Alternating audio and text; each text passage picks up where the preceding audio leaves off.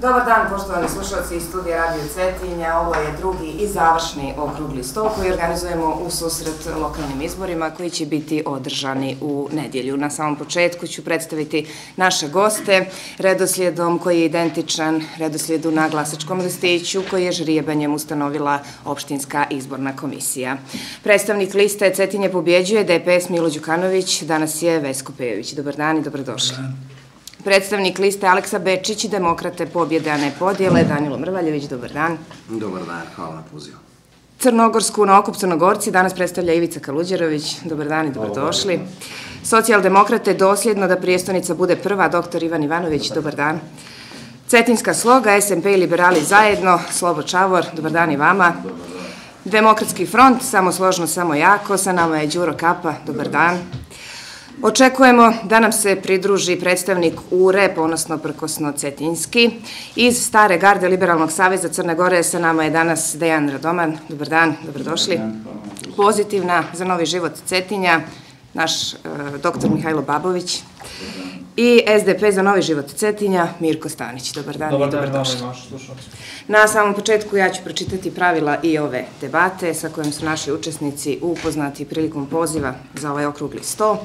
Dakle, svi učesnici u debati su ravnopravni, redoslijed učešća podudaran je redoslijedu koji je žrijebanjem ustanovila izborna komisija prijestonice Cetinje.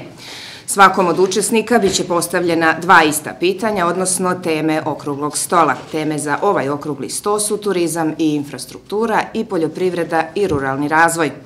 Svaki od učesnika ima 120 sekundi za izlaganje na jednu temu, te u drugom krugu 120 sekundi za izlaganje na drugu temu. Nakon izlaganja na drugu temu, svaki od učesnika ima pravo da postavi pitanje drugom učesniku, a onaj kome je postavljeno pitanje ima isto toliko vremena da odgovori. Vrijeme za postavljanje pitanja ograničeno je na ukupno 60 sekundi, s tim što svaki od učesnika može iskoristiti odjednom 60 sekundi za postavljanje pitanja i davanje odgovora ili dva puta po 30 sekundi za isto. Ukoliko neko od učesnika ne želi da postavi pitanje, tih 60 sekundi može da iskoristi za dopunu svog izlaganja na raniju temu. Nakon pitanja i odgovora, svaki učesnik ima pravo na završnu riječ u trajanju od 60 sekundi. Učesnici će imati uvid zvučnim signalom u vrijeme koje im je preostalo za izlaganje. Učesnici neće prekidati jedni druge, neće uzimati jedni drugima riječ i vrijeme za odgovor. Urednik debate ima pravo da prekine izlaganje učesnika nakon prekoračenja predviđenog vremena. Okrugli sto snima televizija Cetinje i on će biti dostupan na našem YouTube kanalu kao i na portalu Cetinski list. Dakle, da pređemo na prvu temu, turizam i infrastruktura. Riječ ima predstavnik liste Cetinje pobjeđuje, DPS Milo Đukanović, Vesko Pejović. Izvolite, hvala. Vaša 2 minuta. Pozdravim slušalce Radio Cetinja, dragi sugrađane. Kažem da mi je veoma prijatno danas u društvu, jer su sve meni dragi osobe ovdje. Slušao sam njih nekoliko puta, ima jako dobrih ideja kod svih. A mene najviše zanima Cetinja od svega, pa mi je baš milo da nas da malo popričamo i tako, u jednoj lijepoj atmosferi. Znači, utvrđivanje ciljeva razvoja turizma, prvenstveno na nacionalnom nivou, je jedno od ključnih pitanja u okviru planiranja cjelokupnog procesa upravljanja razvoja turizma. Crna Gora je definisala turizam kao jedan od razvojnih prioriteta, pa tim i izgradnja infrastrukturnih kapaciteta koji ga prate mora biti na listi nacionalnih prioriteta. Turizma bez infrastrukture nema. Nerijetko se Crna Gora doživljava kao klasična aviodestinacija, to nije baš dobar pristup. Najveći prioritet po meni je putna infrastruktura, jer gost koji koristi svoj auto najviše može da doprinese nama ovako s aspekta tih efekata. Za sljedeći period mi smo planirali da valorizujemo Cetinsku pećinu sa ovom ikonom Filarmosom, to su toku sa tim. To je jedan državni projekat, znači, koji se davno zagovara. Rađeni su projekti i to po mojemu, kako sam ja vidio taj projekat, uopšte ne uznemirava ambijent iznad manastira, znači kao da nema ništa na tom prostoru. Isteklo je vrijeme. Možete nastaviti vaše izlaganje kasnije. Riječ ima predstavnik liste Aleksa Bečić, Demokrate pobjede, a ne podjele, Danilo Mrvaljević. Izvolite vaše 2 minute. Prvo da pozdravim sve slušaoce, cijenjene slušaoce Radio Cetinja. Da odmah počnemo posle uslušane bajke gospodina Pejovića, koja ovako divno zvuči. I evo, primijetio sam jednu stvar, citiram, planiramo da valorizujemo pećinu sa ovom filarmosom. Mislim da to dovoljno govori o odnosu uopšte prema kulturnoj baštini i Cetinju i svemu. I još jedna stvar, turizma bez infrastrukture nema.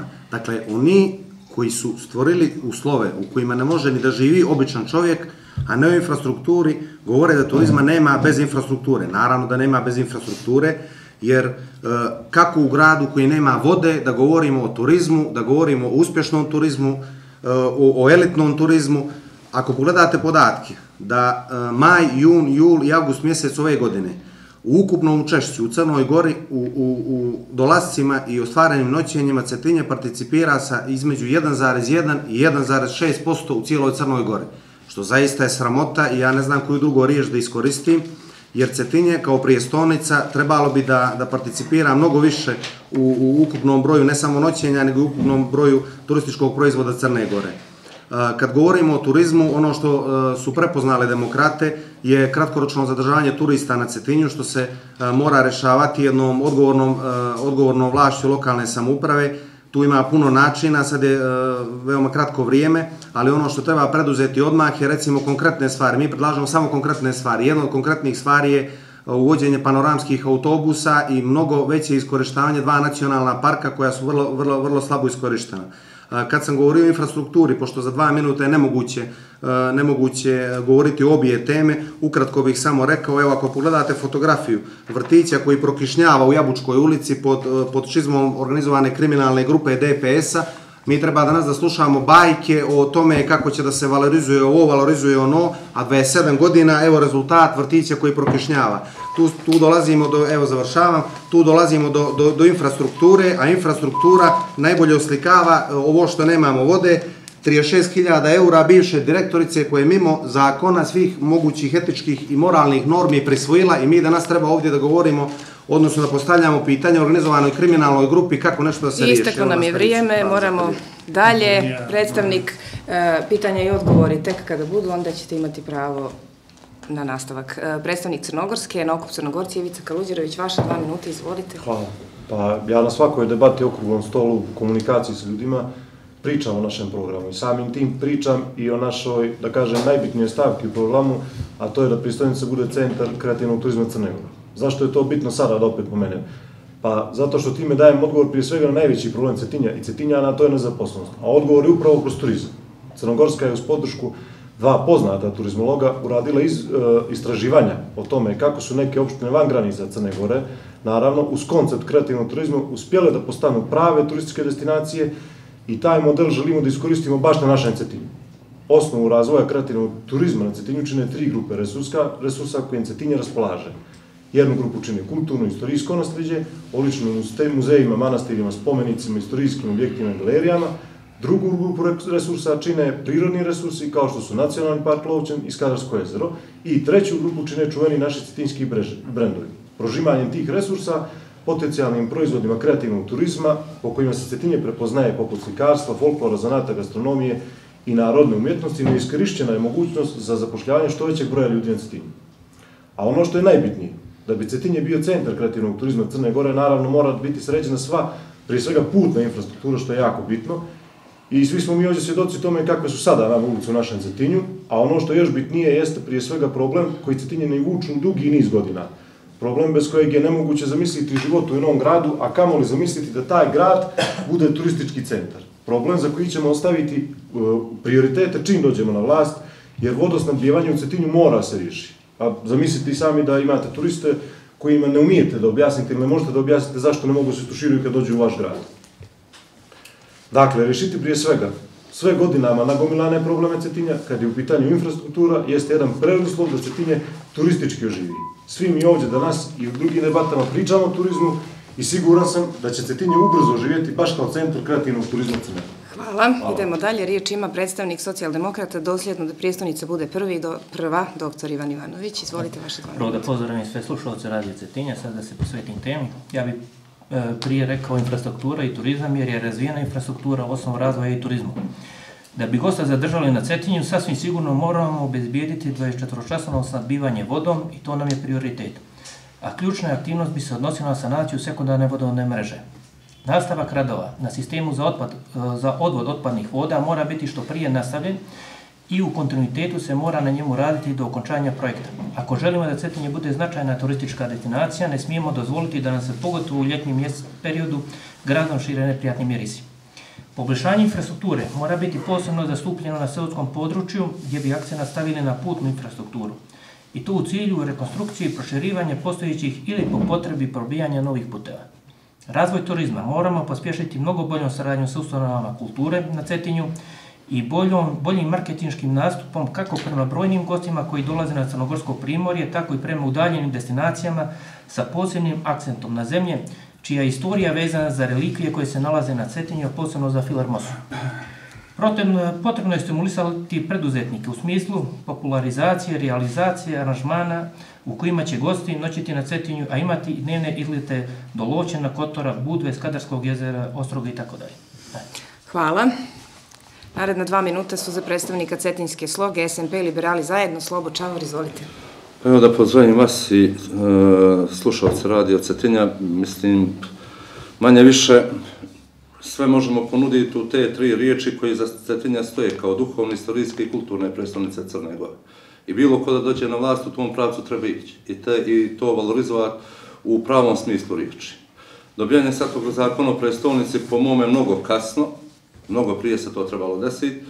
Postoje mogućnosti da tu, barem infrastrukturu, da se iz tih sredstava sređuje, a naravno iz nekih projekata koje će sama lokalna samouprava finansirati.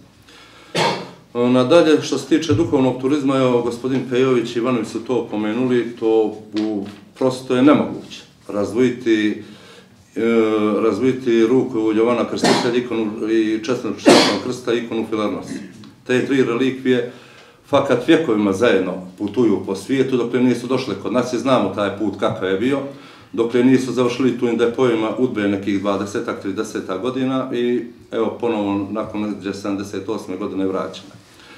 Naravno, za taj duhovni turizam potrebno je, to je već iz nekoliko put pokušano da se radi hram iz više manastira gdje bi sve 3 ikone našle svoje mjesto na jednom mjestu. Što se tiče Cetinske pećine i ikone Filarmose da bude tamo. Mislim da je to prosto nemoguće i da to treba metropolija Crnogorsko-Primorska i država Crna Gora na tom projektu da rade, da sve 3 ikone budu sastavni dio jednog projekta i naravno da se ta valorizacija sve 3 ikone kroz marketing i to naravno na državnom nivou i lokalnom nivou radi preko turističkih organizacija koju imamo i koja treba da zastupa te stavove, mislim, svih nas zajedno.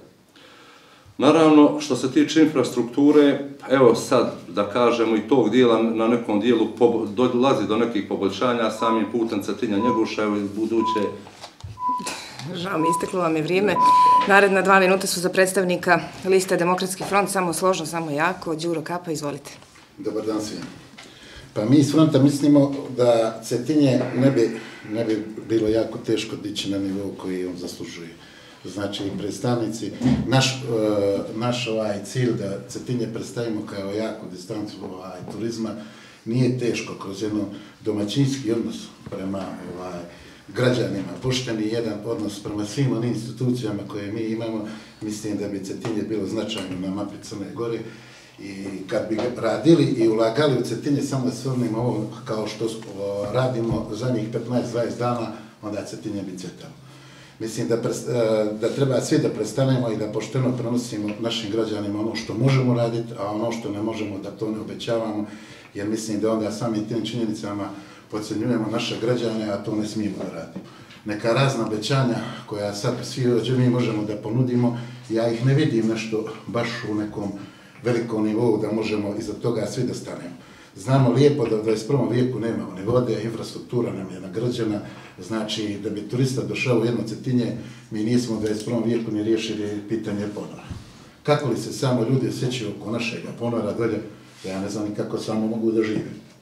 Znači, to se sve mora popraviti. Naša blaga koja imamo oko Cetinja, to su 2 naša nacionalna parka, treba uložiti u to. To nije teško, samo sa jednim dobrim odnosom prema svima tome što treba da pružimo tim našim blagima. To jeste, znači, rijeka Crnovića. Ako se ona ne može osposobiti za dobar turizam i ako naše Skadarsko jezero ne može priuštiti atraktivnu ponudu svakome čovjeku koji dođe na ovaj prostor, ja ne znam što onda možemo da ponudimo. Znači, mi bi se bazirali na taj seoski turizam koji je jako značajan. Vidim da Hrvati iz dana u dan napreduju u tome i seoski turizam je jedna grana koju stvarno treba posvetiti ovaj značaj. Hvala. S obzirom da nemamo predstavnika URE, svoja 2 minuta ima predstavnik Stara garda Liberalnog saveza Crne Gore, Dejan Radoman, izvolite. Pa evo, svi ćete se složiti da sam ja jedan od najstarijih učesnika što se tiče debata još ispred Liberalnog saveza od 1992. 1994. 7. 2002. i tako dalje. I što reći? Pričamo o istim problemima o kojim smo pričali početkom 90. godina. A to su problemi infrastrukture i problemi kako valorizovati turizam. Mi u Staroj gardi smo napravili jedan program gdje smo prvo uočili resurse po kojima treba omogućiti pokretanje i realizaciju datih aktivnosti, kao što su prostor, geografski položaj, kulturno-istorijsko i duhovno nasljeđe, nacionalni parkovi, obrazovne zdravstvene ustanove, zdrava hrana, tradicionalni proizvodi, očuvani ambijent i emociju koju svi nosimo prema Cetinju. Što drugo reći, malo je vremena ovdje nabrojati sve te neke elemente, odnosno pojedinosti kako razvijati pojedine oblasti, tako samo treba istaći da zajedno sa turizmom treba napraviti neki preduslove, a ti preduslovi su dobra i kvalitetna infrastruktura. U tom slučaju možemo da razvijamo kreativni turizam, kao što je rekao kolega Kaluđerović, vjerski turizam, hodočašće, seoski turizam, turizam zdrave hrane, kulturni turizam, zdravstveni turizam. Za to je naravno potrebna dobra putna saobraćajna infrastruktura. Da bi sve ove potencijale stavili u funkciju, potrebna je kvalitetna infrastruktura, redovno vodosnabdijevanje vodom, strujom, putna gradska i prigradska infrastruktura. Znači, sve su ovo stvari koje smo mi već davno detektovali još 1992. godine. I ja sam program koji je bio 1992. godine uzeo da čitam danas, što znači da se ništa nije uradilo, evo koliko, 25 godina. Ili ako se nešto uradilo, uradilo se vrlo malo. Nešto počelo da se radi, pa se prestalo. Hvala. Naredna 2 minuta su za predstavnika Pozitivne za novi život Cetinja, dr. Mihajlo Babović, izvolite. Dobar dan svima, posebno vama kao domaćinu. Prije nego što krenem sa izlaganjem oko turizma i same infrastrukture, prije svega da se zahvalim određenim medijima i da ih podsjetim da na Cetinju postoji 10 stranaka koje učestvuju u izbornoj trci, a ne samo polovično, tako da toliko oko određenih medija i oko određenih poziva. Vama posebna zahvalnost. Što se tiče turizma i infrastrukture, stvari više puta ispričane. Znači, Cetinje kao grad definisali smo podavno šta je i šta mu pripada. Definitivno, Cetinje je u ovom trenutku izletište. Mora biti jedan jak turistički centar.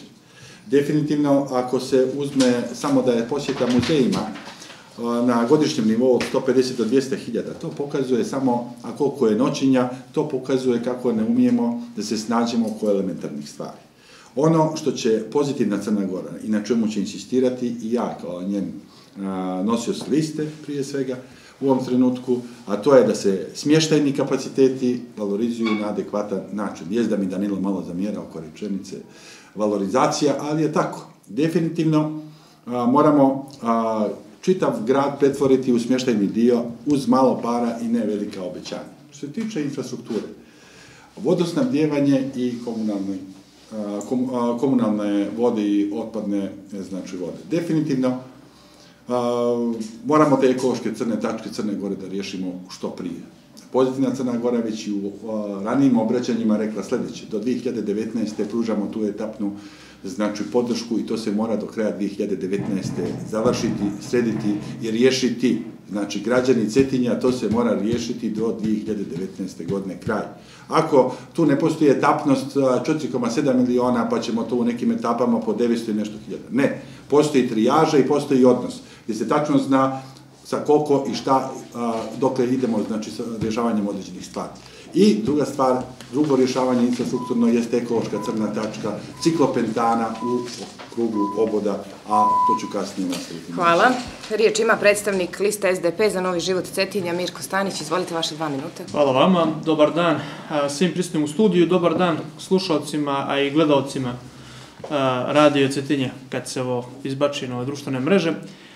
Imam zadovoljstvo vas pozdravim u ime liste Socijaldemokratske partije SDP da živi Cetinje, koja se nalazi pod brojem 10, i ono što predstavlja okosnicu našeg programa je upravo i turizam. Ali turizam kao generator novih radnih mjesta, kao način da zaposlimo stotine Cetinjana u turističkoj industriji i kao način da privučemo stotine hiljada novih turista u narednom periodu. Ja sam godište 81. tako da se ne sjećam dobro tih stotina hiljada gostiju koji su dolazili ranije u Cetinje, ali siguran sam da i ove nove generacije imaju što da vide na Cetinju. Cetinje je grad koji ima skoro desetak muzejskih postavki, 10 muzeja, koji je jedan od rijetkih gradova u Evropi koji se nalazi u 2 nacionalna parka. Znači, na njegovoj teritoriji su 2 nacionalna parka, grad koji je relativno blizu i moru i relativno blizu Podgorici kao glavnom administrativnom centru. I onda imamo rezultate da imamo samo 1% turističkih posjeta Crnoj Gori se realizuje na Cetinju. Ono što ćemo mi u SDP-u promijeniti je da ćemo uz pomoć garantnog fonda omogućiti mladim ljudima da pokrenu sopstveni biznis, da renoviraju stare kuće, da renoviraju seoske kuće, kako bi ih mogli iznajmljivati turistima za duži ostanak na Cetinju. Također, turistička organizacija Cetinje mora biti servis turizma, a ne servis partijskog zapošljavanja. Znate li po čemu u Crnoj Gori prednjači Cetinje kad je turizam u pitanju? Po broju radnika u turističkoj organizaciji. Više radi radnika u turističkoj organizaciji Cetinja nego u turističkoj organizaciji Budve. Barem onim podacima kojim ja baratam. Sad zamislite da Budva, koja učestvuje sa 500.000 dolazaka godišnjima, manje zapošljenih u turističkoj organizaciji nego Cetinje. Nastavit ću dalje o drugom. I iskoristit ću priliku da vam se izvinim zbog naziva liste, dakle SDP da živi Cetinje, izvinjavam se. Hvala. Prelazimo na drugu temu, poljoprivreda i ruralni razvoj. Idemo istim redoslijedom, dakle riječ ima predstavnik liste Cetinje pobjeđuje DPS Milo Đukanović, Vesko Pejović. Izvolite, vaše 2 minuta.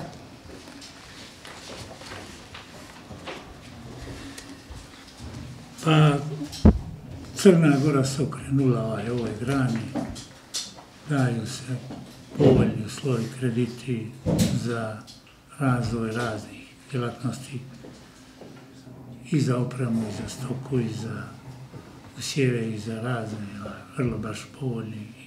I jedan od najvećih problema tu je vodosnabdijevanje i najviše i sada se radi na tome dosta, u zadnje vrijeme, dosta toga napravljeno, jer naš dijelovi naše opštine gdje bi mogla da se odvija ta djelatnost, nemaju vodu, kao što je i grad ima probleme sa vodom, tako da se tu dosta ulaže i dosta se tu planira da se to stanje malo sredi, da se stvore ti preduslovi za bolje rezultate u ovoj oblasti. Sa predstavnicima naših nahija, da kažem, katunske i riječke, 2 grupe, formirane su grupe koje treba da brinu o razvoju tih nahija i katunska, na primjer, nahija je 62% opštine Cetinje, toliko zauzima. I onda te su grupe napravljene, mislim da je to vrlo pametan potez od jak uticanih ljudi koji mogu dosta da doprinesu i oni su održali sastanke sa mještanima svih tih sela, sa tim mjesnim zajednicama, definisali prioritete, što treba da se radi, kako, u kom roku, kako. I mislim da će to dati veliki rezultat. Hvala. Naredna 2 minuta su za predstavnika liste Aleksa Bečić, Demokrate, Pobjede, ne podjele, Danilo Mrvaljević, izvolite. Evo samo na početku da bih pojasnio građanima, jer ovo dosta lijepo zvuči kad govore iz organizovane kriminalne grupe. Grupe o kojima je govorio gospodin Pejović, to su grupe za praćenje razvoja katunske anarhije i za praćenje razvoja riječke anarhije. Tačno održali su sastanke i to je sve što su radili, a formirani su uoči izbora. Oni ne znaju, niti ih interesuje, niti su ikada bili, vjerovatno tamo ako pitate gradonačelnika Bogdanovića, ja bih mogao da stavim sve što imam na kocku, da pola sela ne zna ni kako se zovu u prijestolnici.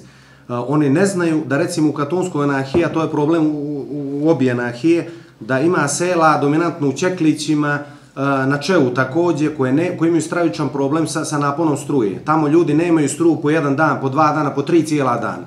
Putna infrastruktura je katastrofalna.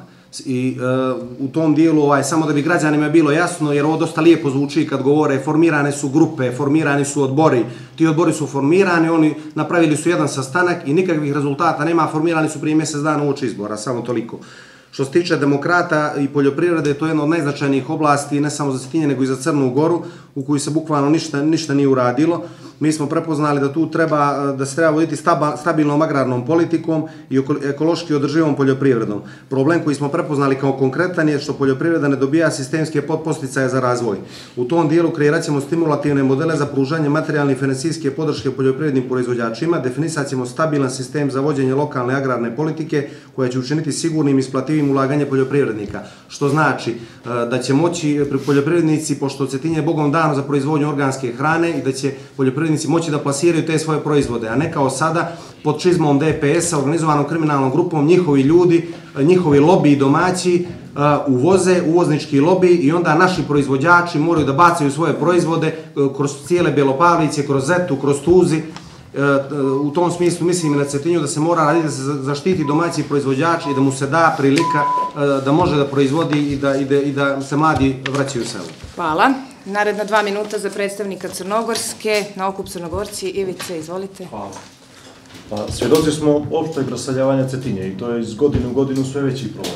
Ono što je ranije bila praksa da ljudi odlaze sa sela u potrazi za boljim životom u grad, jer je Cetinje nekad, nažalost, bio industrijski grad. A sada svi ti koji su dolazili sa sela, nažalost, odlaze sa Cetinja u potrazi za boljim životom. Smatramo da je sama grana poljoprivrede, da kažem, slobodno ugašena. Ali isto tako, ako bismo Cetinju dali šansu da bude turistički grad, da bude centar kreativnog turizma Crne Gore, samim tim da ljudi koji vide da postoji nada za život na Cetinju, vidjet će i potrebu za selom i poljoprivrednom. Zašto? Pa jednostavno je, kroz uvezivanje svih resursa Cetinja, kroz koncept kreativnog turizma, mi obezbeđujemo razvijanje naših domaćih brendova. Jesmo li poznati po našoj čuvenoj pršuti, jesmo li poznati po našem čuvenom medu, jesmo li poznati po siru sa njeguša, svi znaju da na našim planinama ima dosta ljekovitog bilja. To su sve brendovi po kojima smo već u prednosti u odnosu na druga i ostala mjesta u Crnoj Gori. Turista će rado da ode na neko selo, da vidi kako to ljudi žive na silu, kako proizvode našu čuvenu pršutu, kako se pravi naš sir, koje je to ljekovito bilje s tih naših sela. Kvalitetna i zdrava hrana treba da bude simbol našeg Cetinja, kako zbog nas građana koji tu živimo, tako i zbog šansi koje se otvaraju u okviru turističke ponude prijestolnice. Naše Cetinje obiluje kulturnim i istorijskim spomenicima i dobrima prijestolnica, otkriva istoriju naše države i to je već dovoljno da mami turisti cijelog svijeta. Ponuda više turistima tiče se razvoja boljeg korišćenja resursa u oblasti poljoprivredne proizvodnje, što obezbeđuje i zapošljavanje većeg broja naših sugrađana. Dakle, prva tačka našeg programa, da prijestolnica Cetinje bude centar kreativnog turizma, samo pospešuje razvoj poljoprivrede, ostvaruje mogućnost zapošljavanja što većeg broja ljudi, kako u gradu, tako i na selu. I siguran sam da nema dilema oko toga da ćemo svi složiti da Cetinje zaista treba bude centar kreativnog turizma Crne Gore. Hvala.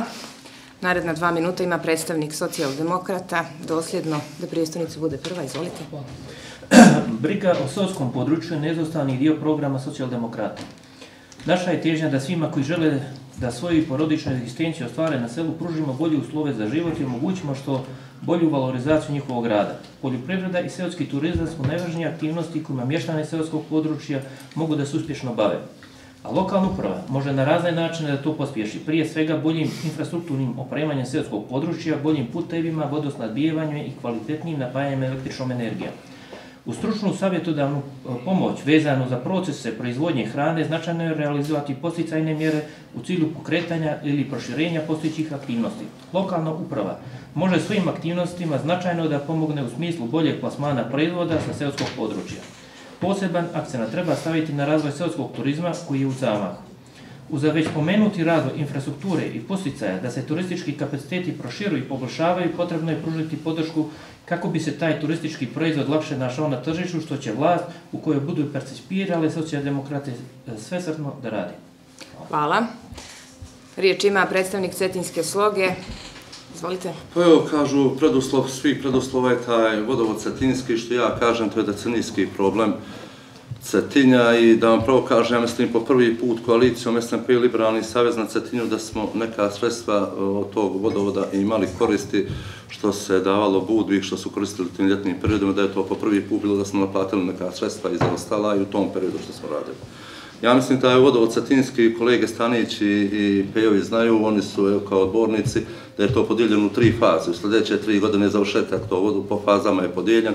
Tako isto ovdje zakon o prestolnici, mislim, ovaj put neće biti problem crpiti ta sredstva i raditi u tom pravcu. Što se tiče seoskog turizma, preduslovi svih preduslova su putevi. Ja se i ranije počeo, tu se i stao, evo ovaj put prema Njegušima se završava, put prema Katunskoj Nahiji iduće godine, ja mislim da se taj projekat završava i put Cetinja-Nikšić, ja mislim da je 3 godine da treba taj put da se završi.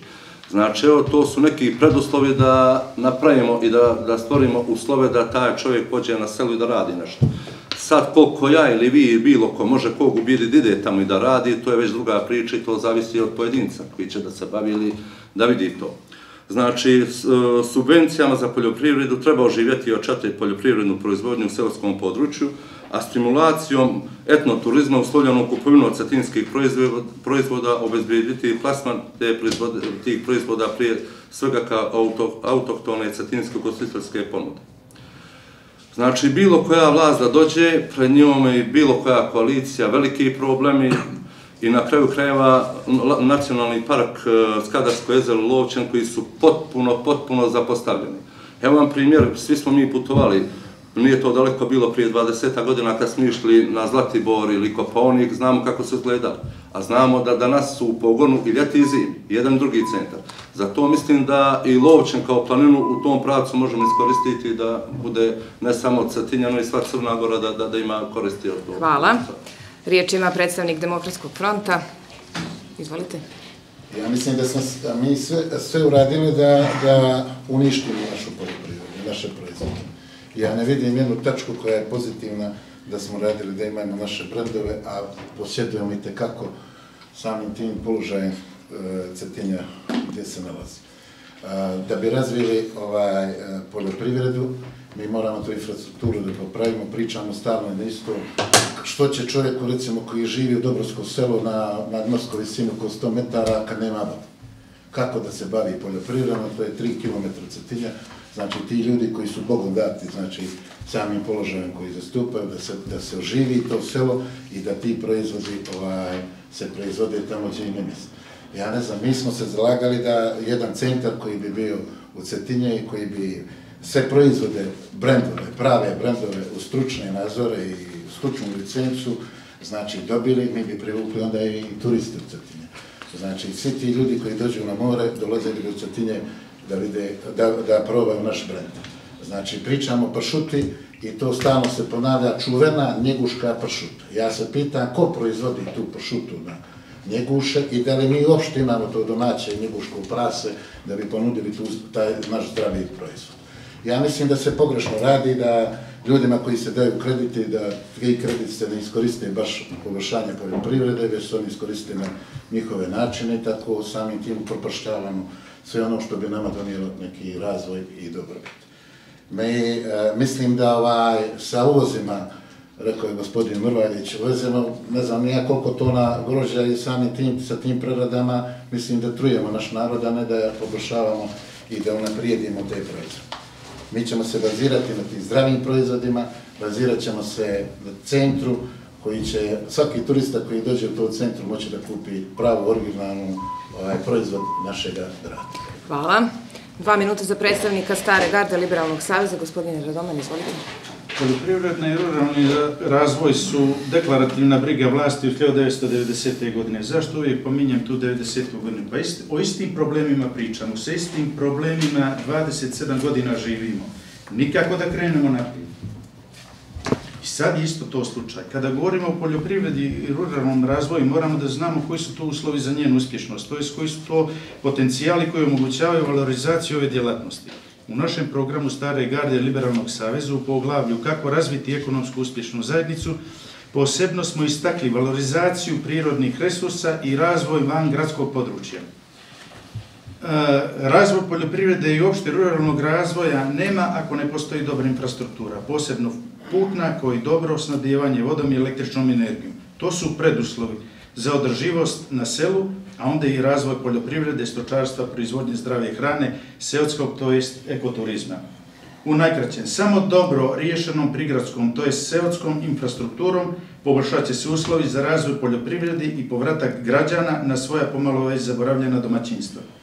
Bez ovih uslova razvoja seotske komunalne saobraćajne infrastrukture nema razvoja ruralnog područja Cetinja i povratka selu. Pa svjedoci smo da vlada daje veliki broj kredita, to je fond Abu Dhabi, ali kako se dijele ta sredstva? Sredstva se dijele podobnim članovima koji imaju članske karte, nekreativnim ljudima koji imaju viziju za razvoj stočarstva, poljoprivrede i sami razvoj tog nekog ruralnog područja. Sela su ugašena, u njima živi staro stanovništvo treće dobi. I što mi možemo da očekujemo? Ona su potpuno raseljena.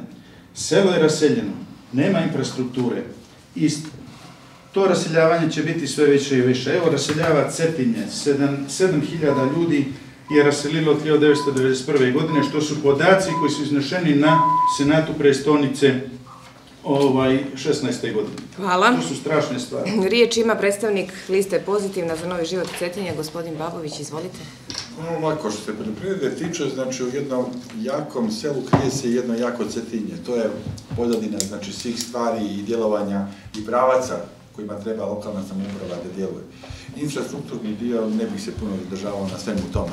Ako znamo da samo nekih nepuno 15% građana živi u seoskim sredinama, a da je na samoj pijaci onih koji prodaju, što se Cetinja tiče, ispod 2%, to priča o poljoprivredi i o infrastrukturnom razvoju, znači Cetinja kao centra poljoprivrede i svega ostaloga. Znači, prvenstveno, da se vratim na ovaj dio, znači moramo raditi na podmlađivanju sela. Moramo obrazovati ljude i objasniti tim ljudima da selo nije nešto ružno i nešto što neko ne može da se bavi tom djelatnošću. Prije svega i osnovna ideja Pozitivne Crne Gore jeste formiranje otkupnog centra.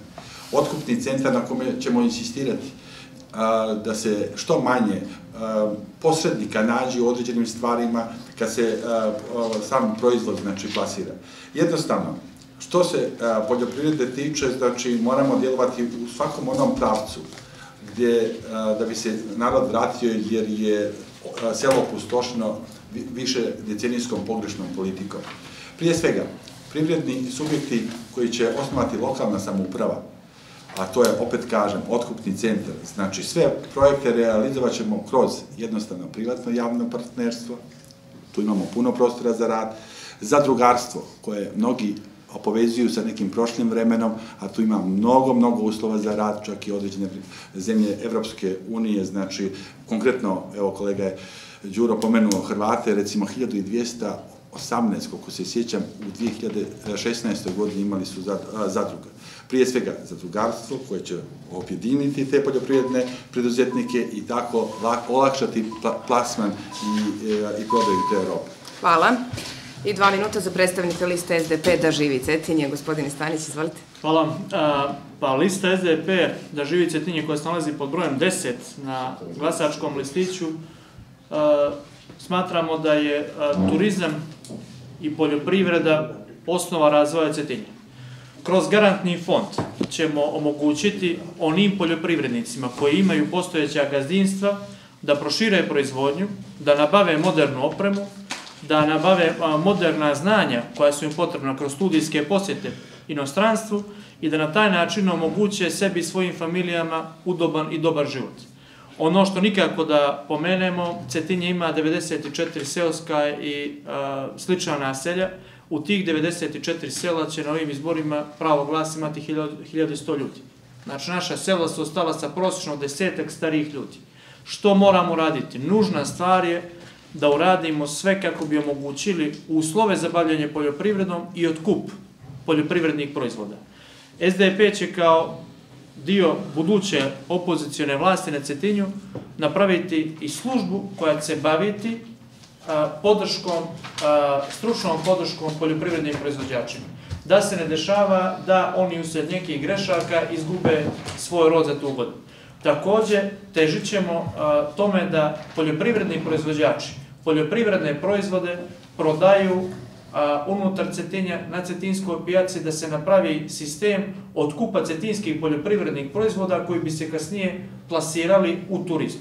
Pogledajte sad turističke objekte po Cetinju, hotele, restorane, kafiće, vrlo malo ili gotovo ni malo proizvoda nema Cetinja. Znači, mi nismo potrošači onoga što se na Cetinju proizvodi. Također, ono što je bitno je da ćemo smanjiti poreska opterećenja za poljoprivredna gazdinstva i za seoska gazdinstva. Danas imamo situaciju, kolege su odbornici u ovom sazivu, da je vlast DPS-a povećavala poreske obaveze poljoprivrednim proizvođačima i seoskim proizvođačima. Mi ćemo te poreske obaveze smanjivati. Hvala. Završili smo sa drugim krugom izlaganja i prelazimo na krug pitanja i odgovora. Ja ću još jednom podsjetiti na pravila ovog kruga. Dakle, svaki od učesnika ima pravo da postavi pitanje drugom učesniku, a onaj kome je postavljeno pitanje ima isto toliko vremena da odgovori. Vrijeme za postavljanje pitanja ograničeno je na ukupno 60 sekundi, s tim što svaki od učesnika može da iskoristi ili odjednom 60 sekundi ili 2 puta po 30 sekundi.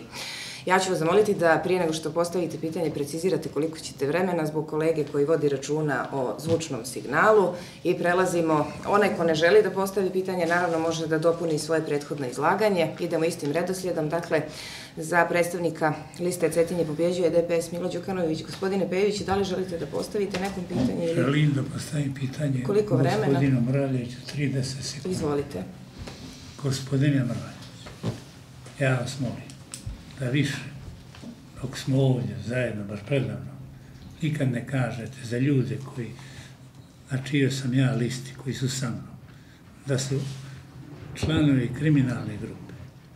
Vama je predsjednik savjeta, šef organizovane kriminalne grupe. A imaćete priliku da odgovorite, puštite nas završi. To su sve čestiti i fini ljudi, cetinjani, sposobni, kvalitetni. Sposobnite kako? I meni je čast što sam sa njima na listi, a narod će na kraju, gospodine Mraljeviću, sve da izvaga i svakome da da pravo mjesto. I molim vas, ispoštujte moju želju dok sam ja ovdje. Imate svojih 30 sekundi. Evo, ja ću vrlo kratko, ne radi se o vašoj želji, gospodine Pejoviću, nego se radi o činjenici. Nije to što ja mislim ili ne mislim, nego to je činjenica.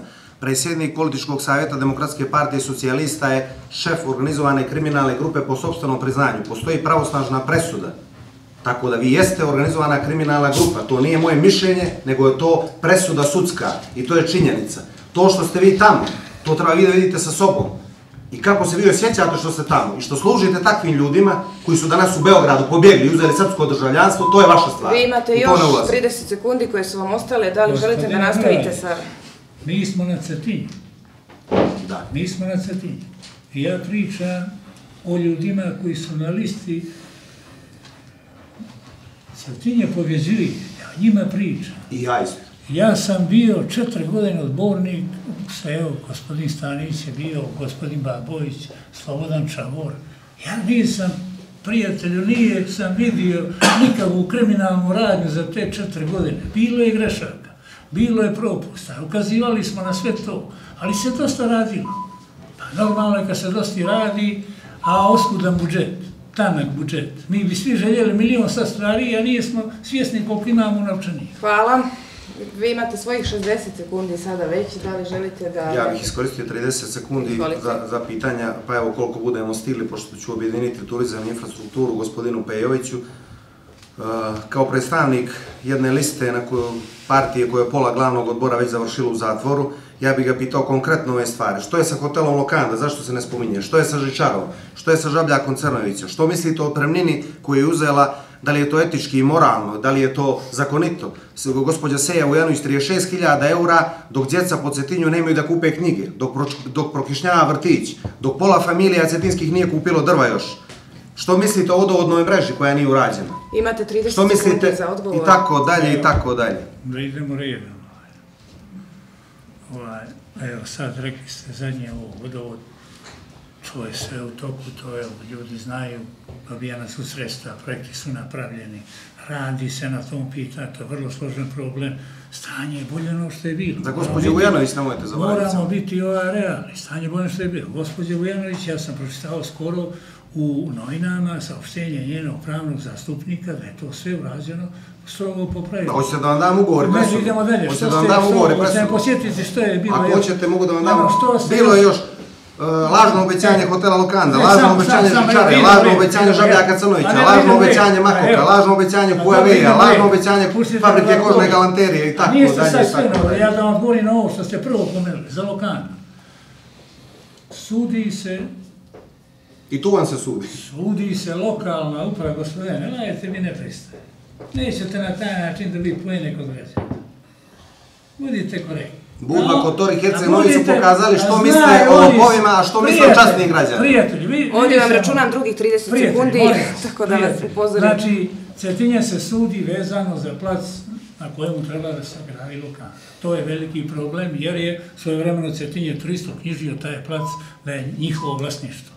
I dok se ne riješi taj spor, ne može se graditi Lokanda, projekat nije napravljen, urbanističko-tehnički uslovi dobijeni za uprava za konzervaciju, dala sve saglasnosti i tako dalje. Znači, javljaju se ljudi iz interesna da obnove, ali se nije još ovaj dio riješeni, ne može se. Iskoriste svoje vrijeme, dakle, predstavnik Crnogorske ima svojih 60 sekundi, izvolite. Ima li ja drugih 30 sekundi?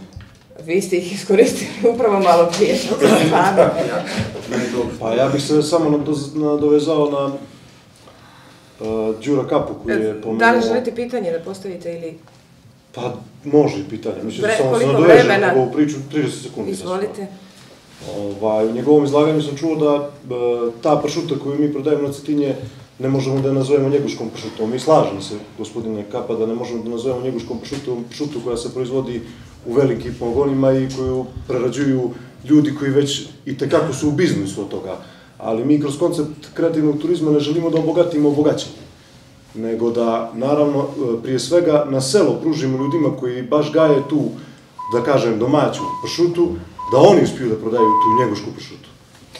Gospodine Kapa, vi imate svojih 30 sekundi. Ja bih gospodinu Kaliđeriću samo rekao jednu stvar. Onima koji su bogati, koji zarađuju pare na uvoznom mesu i prodaju ga, neka oni to i nastave. Ali to mora imati svoj određeni kvalitet i tako.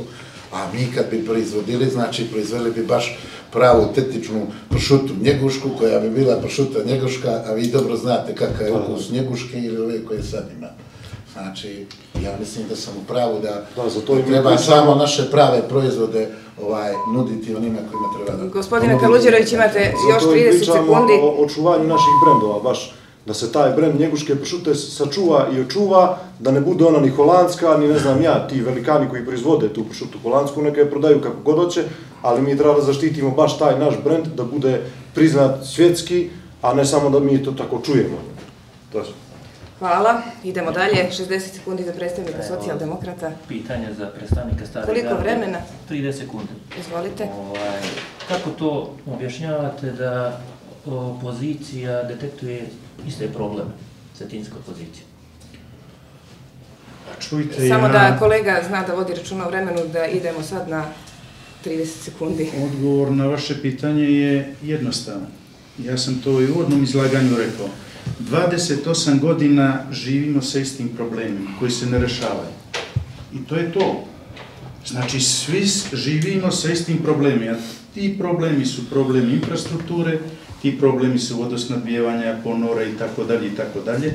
Znači, Za 28 godina i života s problemima, svi smo normalno zaključili da te probleme poslije 28 godina opet treba rešavati. Gospodine Ivanoviću, kako želite preostalo vrijeme da...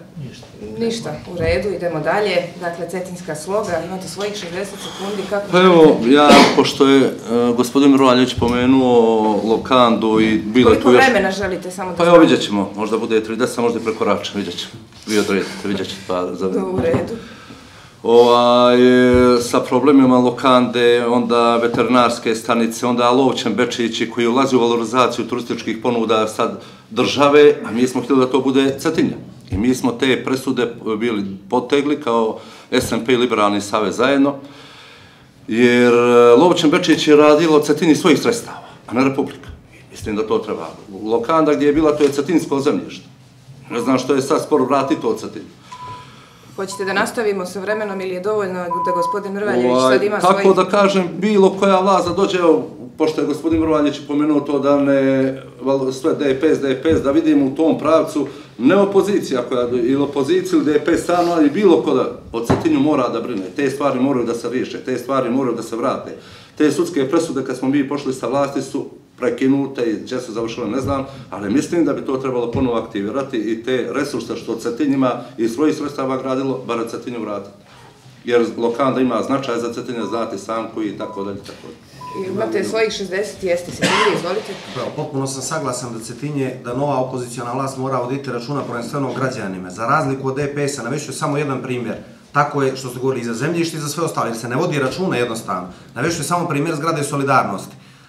Prijestonica je imala puno svojih lokacija, imala je parcele, imala je svoje zemljište. Ona je kupila zemljište od privatnika, pa ga onda poklonila, što je sasvim okej.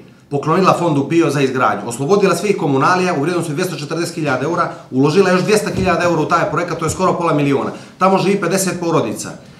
Sa uloženih pola miliona. Zar ne bi bilo normalno da kvadrat bude do nekih 350-400 eura? Ti ljudi sad 700 eura plaćaju kvadrat tamo, čak i do 1000 im dolazi s nekim kamatama što su mogli da kupe na tržištu. I još su otišli korak dalje od toga, fond PIO je bez saglasnosti, to svaki pravnik može da zna, bez saglasnosti korisnika stanova dao na hipoteku sve te stanove Holandskoj banci i sad treba da iseljavaju sve te ljude tamo. I sad ih pred izbore Aleksandar Bogdanović zove na razgovore s obećanjima, znajući naravno pravno da je to neizvodljivo. To je briga kako DPS brine o građanima Cetinja. To je 50 porodica. Gospodin Kapa ima 60 sekundi, kako želite da ih iskoristite? Ja bih postavio gospodinu Pejoviću... Koliko vremena? 30 sekundi. Izvolite. Zar nije malo ružno prema našim građanima da se rade neke stvari kao što sad vi upravo radite, stavljane fasade u našoj ulici dolje?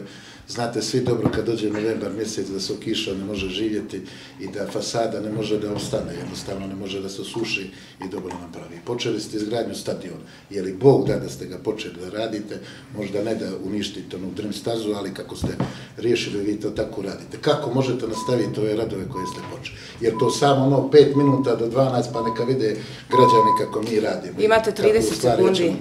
Gospodine, postavili ste interesantna pitanja. Za prvo, što se tiče fasada, reći ću vam, slažem se u principu da ovo nije vrijeme za to, međutim, to je odavno već bilo planirano, Ministarstvo kulture odobrilo ta sredstva, ne znam iz kojih razloga se kasnilo, ali sredstva su odavno bilo odobrena, 30.000 za to, razumijete? A slažem se potpuno da nije baš sad vrijeme bilo za to.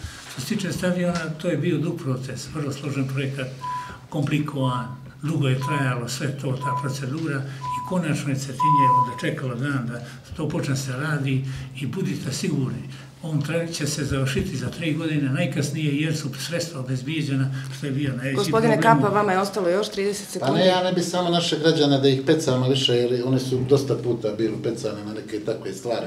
Mene je to malo čudno realizovati jedan tako značajan projekat, ja mislim da je nemoguće u novembru mjesecu, jer to je samo, mislim, ne znam, ja bih volio da griješim jedna farsa još uvijek sa vaše strane.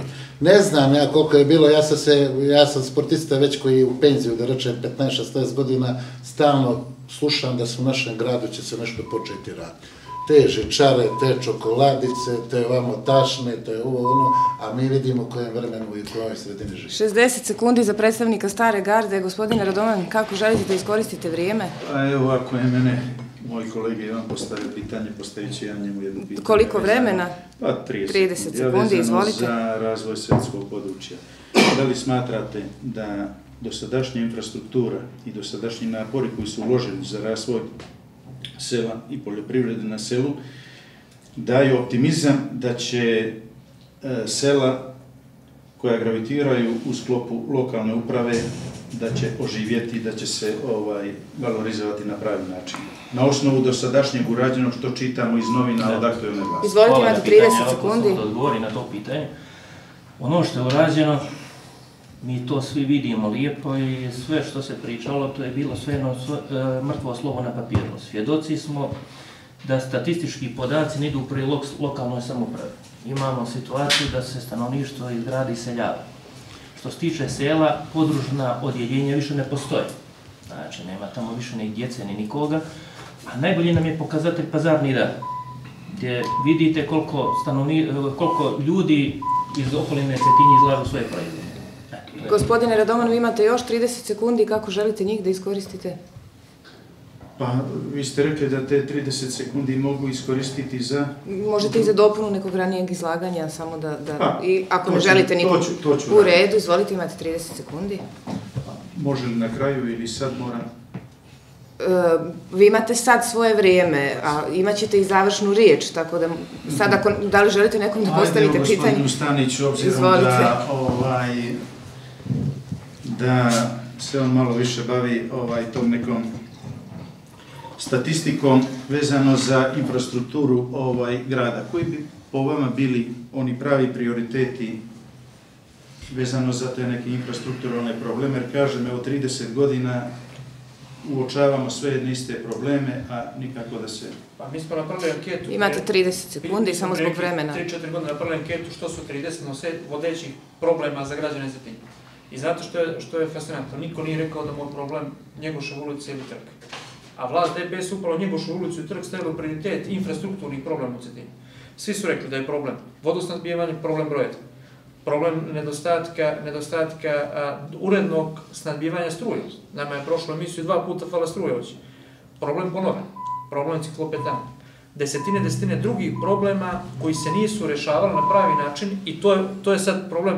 Ako nemate investiciono ulaganje, investiciono održavanje u iznosu 3% nekog objekta, vodosnabdijevanja, to se nagomila do nekog iznosa 30-40%. 60 sekundi za gospodina Babovića. Koliko vremena želite da iskoristite i kako? 2 puta po 30. Da nekom postavite pitanje? Pa, da. Izvolite, 30 sekundi. Jedan manji komentar, gospodine Pejoviću, posebno, eto, vama, znam da nijeste iz tog infrastrukturnog dijela, je gospođa Seja Vojanović na zadnjem skupštinskom zasjedanju pokušala da odbrani elaborat, meni nije do kraja jasno, pa samo hoću od vas da čujem kako vi gledate na elaborat koji ne prati određene pravilnike za izradu elaborata i kako elaborat koji je u ovom izdanju rađen u principu ne poklapaju se stvari na terenu i ono što je u elaboratu. Izvolite, imate 30 sekundi.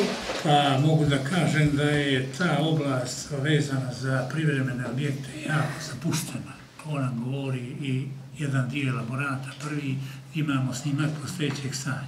I tu su dati fotografije postojećih objekata. To je stvarno, da kažem, tužno, ali eto, ljudi su iz nemaštine trudili se nekako da dođu do zarade, da prežive i tako dalje.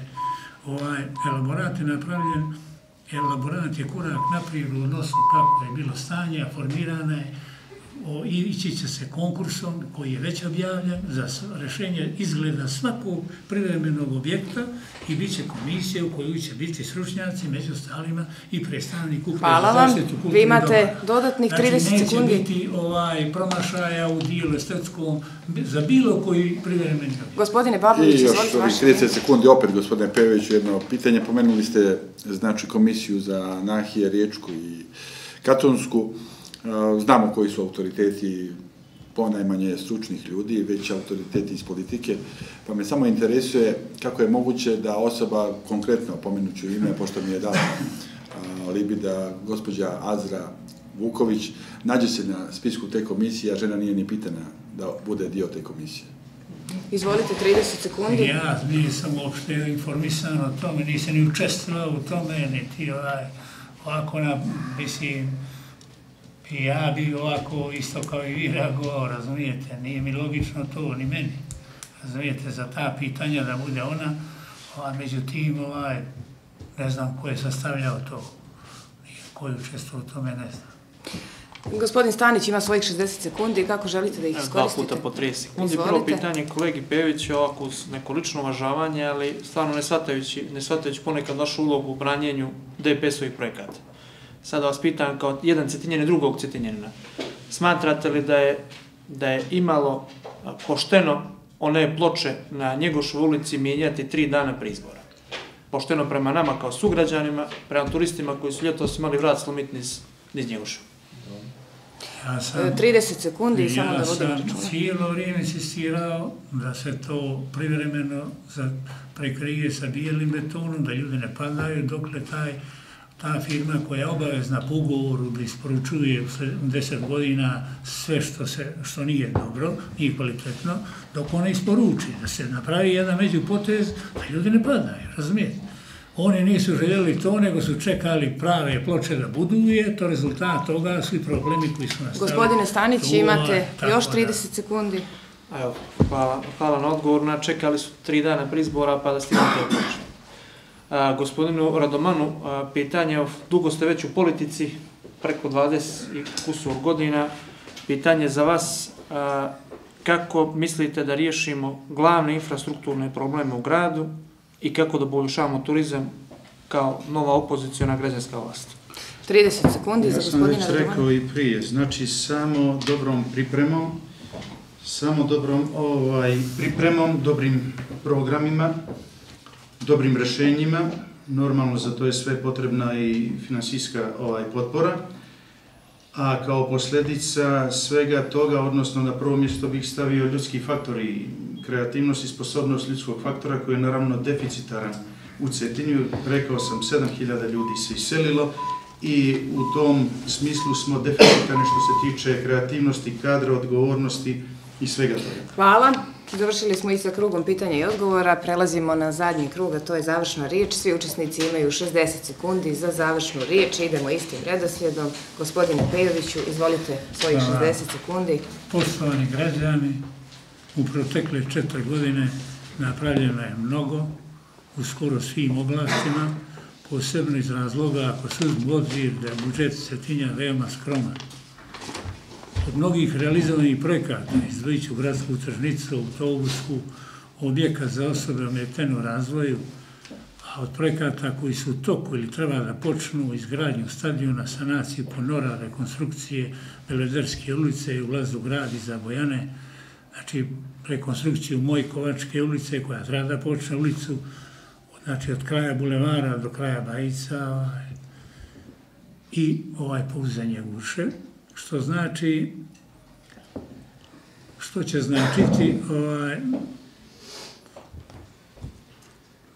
značiti preseljenje Ministarstva spoljnih poslova na Cetinje, to ne treba da objašnjavamo, jer svi to dobro znate, a što znači i za ubrzani razvoj Cetinja, najvažniji dokument u novijoj istoriji Cetinja, Zakon o prijestolnici, moći ćete najbolje da ocijenite kada počne realizacija programa razvoja prijestolnice Cetinje za 2018. godinu. 60 sekundi. Samo još 2 sekunde. Znači, tu listu tih prioriteta vi ste, dragi građani, napisali. Lista Cetinje pobeđuje, DPS Milo Đukanović garantuje da će Cetinje uvijek biti na kolosijeku budućnosti. Hvala vam, gospodine Vrvaljeviću. Vaše vrijeme za završnu riječ. Ja bih poručio svim građanima Cetinja da u nedjelju kad izađu na izbore dobro razmisle da na jednoj strani imaju organizovanu kriminalnu grupu, na drugoj strani imaju časne ljude. Evo već smo malo prije razjasnili da to nije naše mišljenje, da li je tako ili nije tako, nego je to prosto činjenica i da dobro razmisle što su uradili u proteklom periodu. Evo vidimo da oni ne osjećaju nikakvu ni stid, ni sram, ništa ne osjećaju, a prevarili su građane za desetine projekata koje su obećali, od žičare, od fabrike čokolade, od hotela Lokanda, od Žabljaka Crnojevića i tako dalje i tako dalje. Dakle, pozivam građane da glasaju za zaustavljanje odlaska mladih ljudi sa Cetinja, za donošenje strategije demografskog razvoja prijestolnice, za posticajne mjere za mlade bračne parove, za hitno rješavanje problema ogromne stope nezaposlenosti, za izgradnju sekundarne mreže i konačno rješavanje pitanja vodosnabdijevanja, za rješavanje višedecenijskog problema crne ekološke tačke Ponora i za jedno zdravo Cetinje, da krenemo putem Budve, Kotora i Herceg Novog, da konačno i 4. grad u Crnoj Gori bude slobodna teritorija, zaokružite broj 2, demokrate, pobjede, ne podjele. Hvala vam. Gospodine Kaluđeroviću, vaše vrijeme za završnu riječ, izvolite. Pa, mi smo na sve debate, okrugle stolove i razna gostovanja pričali o našem programu i mogu slobodno da kažem da Crnogorski ima najbolji program za jednostavno rješenje kako Cetinje se izvuče iz ekonomske krize i ekonomske i moralne i svake druge krize i želim da poručim građanima da zaokruže broj 3, 26. jer taj glas nećemo iznevjeriti i radit ćemo sve za dobrobit Cetinje i Cetinjana. Hvala. Hvala vama. Vrijeme za socijaldemokrate, 60 sekundi, izvolite. Poštovani građani Cetinja, 26. novembra dajete glas za budućnost našega grada i naše djece. Lista socijaldemokrata čine časni i odgovorni ljudi koji su spremni da daju sve od sebe za opšte dobro građana, rade za njihove ciljeve i odgovaraju samo njima. Zato vas pozivamo da 26. novembra zaokružite broj 4, što će značiti vaše opredjeljenje da će prijestolnica biti prva i vi prvi u njoj. Hvala vam. Gospodine Čavor, vaših 60 sekundi. Možemo da kažemo SMP i Liberalna partija, mi smo taj problem ovako pomalo sjeđeli, locirali, a manje više svi to znamo. Ta sunora Cetinja ne kažem ja 90-ih da je počelo već i 45 na ovamo i dešavalo se mnoge stvari koje Cetinja danas trpi zbog tih stvari koje su odrađene mnogo ranije.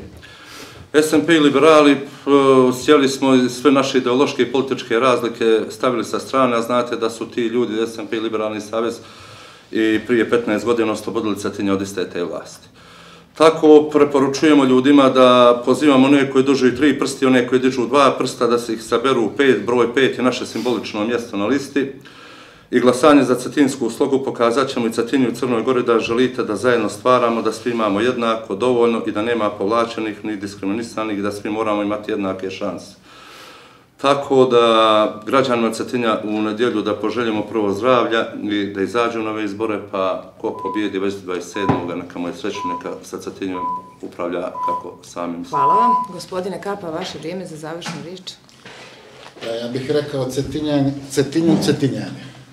Cetinju ne trebaju tutori sa strane, već Cetinjani složno, zajednički, iskreno i pošteno da se okrenimo jedni drugima, da u nedjelju naši građani razmisle dobro kome će dati glas.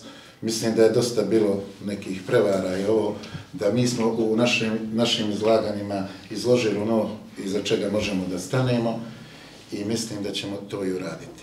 Ako se složimo i ako se ujedinimo, a mislim da je ovdje puno mladih momaka koji misle dobro Cetinju, Cetinju ćemo vratiti i osmijeh i onaj život koji Cetinjani zaslužuju. U nedjelju složno i jako broj 6 nećemo vas iznevjeriti. Hvala gospodine Kapa. Gospodine Radoman, imate svoje vrijeme za završnu riječ. Nakon punih 12 godina iskra u kamenu je upalila plamen koji je obasio naša srca, srca starih liberala, kada smo svi kao jedan u prepunoj kongresnoj sali hotela Grand na završnoj konvenciji Stare garde Liberalnog saveza zapjevali himnu naše mladosti, prkose i nade, kroz koju smo iskreno riječima i djelom iskazali ljubav prema Crnoj Gori. Lijepo je opet vidjeti stare liberale poput kapetana duge plovidbe Marka Markovića kao najstarijeg liberala te večeri, koji je opet, kao u dane 90-ih, došao u prve redove Stare garde. Sa velikim emocijama i suzama u očima mnogih prisutnih, uobičajena ikonografija, radost, veselje, srdačni pozdravi, zagrljaj, sjećanje i tuga što sa nama nisu i oni koji su stvarali Liberalni savez. Svima njima slave i hvala, oni su dio naše crnogorske istorije, našeg liberalnog ponosa i kao takvi uvijek će biti u našim sjećanjima. Poštovani Cetinjani, voljena Crna Goro, ponovo smo digli naš sveti krstaš Barijak, zastavu časti Crnogorske, iza koje smo prije 3 decenije krenuli, bili u odbranu države i odbranu imena Crnogorskoga. Digli smo ga opet ovdje na Ivanovom kamenu, na ovoj antičkoj zemlji pred vječnim simbolom duha prkosnoga i vožđe slave Crnogorske. Danas kad u državi imamo samo ime, danas kad svaki pošteni Crnogorac od države ima ništa, danas kad ne postoji ni ljudska ni prirodna prava za nikoga u Crnoj Gori, postoji samo ono što u Podgorici daruje oligarhija koja ovu državu u neslobodu zakovala. Isteklo nam je vrijeme. Gospodine Radoman, hvala vam. 60 sekundi za gospodina Babovića, izvolite. Građani Cetinja, 26. to je za koji dan, imate priliku da izaberete pravi put, da izaberete svoj put. Ono što je pozitivna Crna Gora za novi život Cetinja, dr. Mihajlo Babović na listi vezano ponudila, mi imamo plan, mi imamo strategiju razvoja. Osnovna stvar u poljoprivredi, turizmu i infrastrukturi, rekli smo, broj 9 vežemo za 2019. godinu, znači broj 9 je broj liste pozitivne Crne Gore. Ono što hoću još jedno da poručujem građanima Cetinja, apsolutna vlast je stagnacija ovoga grada. Depolitizaciju ćemo napraviti svih struktura, struka, struci, jako selo i jednostavno da se profesionalci bave svojom profesijom. Hvala vam i 60 sekundi za gospodina Stanića, izvolite. Hvala. Poštovani Cetinjani, poštovane Cetinjanke, želim na početku da vas pozovem na večerašnji skup, završnu predizbornu konvenciju koju će lista SDP da živi Cetinje organizovati 18 časova u Grand hotelu na Cetinju i bilo bi nam zadovoljstvo da vas ugostimo i da nas bude u što većem broju. SDP na ovim izborima nema megalomanska obećanja kao što nismo imali ni prethodni. Dajemo vrlo prosta, vrlo jednostavna i vrlo ostvarljiva obećanja. Dajemo obećanje da ćemo u roku od 100 dana od preuzimanja vlasti realizovati 3 naša ključna obećanja za Cetinje i Cetinjake. Napravit ćemo garantni fond kojim će se finansirati mali biznis, male biznis ideje naših sugrađana kako bi došli do posla. Svaki student koji završi školovanje će u roku od 4 mjeseca moći odraditi pripravnički staž u roku od 10 mjeseci u organima lokalne uprave ili javnim preduzećima. I svako naše dijete koje krene u prvi razred će dobiti od prijestolnice laptop. To su naše obećanja i ukoliko ih ne realizujemo prvih 100 dana, mi ćemo se sami povući. Dajte nam šansu da realizujemo ostvariva obećanja. Hvala vam. Ujedno zahvalit ću se i svim učesnicima na veoma korektnoj atmosferi danas, a vas, poštovani slušalci, pozivam da ostanete i dalje na talasima Radio Cetinje.